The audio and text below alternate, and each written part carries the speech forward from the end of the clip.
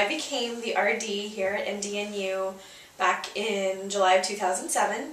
I had been working for quite a few years with homeless youth in Phoenix, Arizona. The responsibilities of being an RD kind of cover a wide variety of different things. I supervise my student staff, the RAs. I deal with any sort of disciplinary issues in terms of policy violations for my residents. I deal with any kind of roommate conflicts, just kind of building relationships with the students and being there as a resource, as a mentor, as any students are dealing with any kind of emotional things or just kind of life changes or whatever. Also staying on top of the physical condition of the building, so making sure that the rooms are getting cleaned and making sure that maintenance requests are getting handled.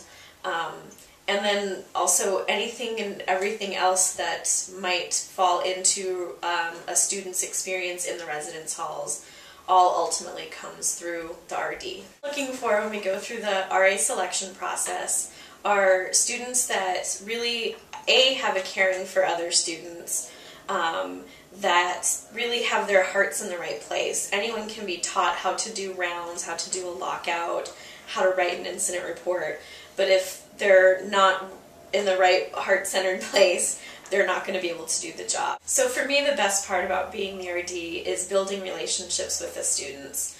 I love being able to walk around campus and having students say hi to me, be able to say hi to them, know who they are, know a little bit about what's going on in their world. I love being able to go into the caf and sit down at a table and hang out with students and talk with them. So, I mean, that's really ultimately why I'm here, is to build the relationships with students and help them kind of grow in the process of their college career outside of the classroom. That just brings me so much joy and it makes me so happy. I became an RA because I really enjoy talking to new people and getting to know their personalities and why they came to this school in particular and where they're from originally. My name is Oki. I'm a resident assistant. I'm currently resident assistant for Neil Hall West first floor.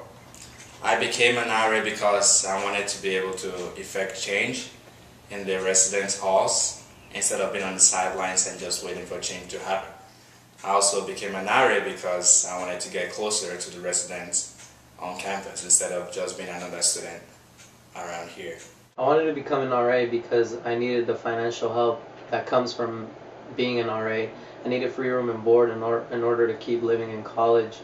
Another reason why I wanted to become an RA was because I like to help people out, and I felt that it would be one of the best ways to help new freshmen that are coming into college. So some of the typical duties for an RA are what we call rounds, where we actually go floor to floor in the residence halls and we check things like the bathrooms and we check the lounges just to make sure everything's taken care of. If there's garbage around, we pick it up. As well as checking on residents. I like to actually do rounds a lot because as you're walking through the dorms, you're seeing everybody's personalities by seeing their rooms, and you can tell a lot by just seeing what their rooms look like, so it's kind of nice in that sense. That's one of the more common things that people see us doing. Some of the hidden duties of an RA are, dealing with roommate conflicts as well as personal issues that your residents have, and really building a strong bond with your residents. And some of our hidden duties are a little more enjoyable than just doing rounds. There are many advantages to being an RA. For example, probably the best advantage for me is the room size. Most rooms are usually about half of the room that I have right now, and I know what it's like living in those rooms. It's not very comfortable. Another advantage would be having the keys to let myself in my room in case I lock myself out, or letting others in their rooms in case they lock themselves out. I know how annoying it can be to be out of your room and not be able to get in.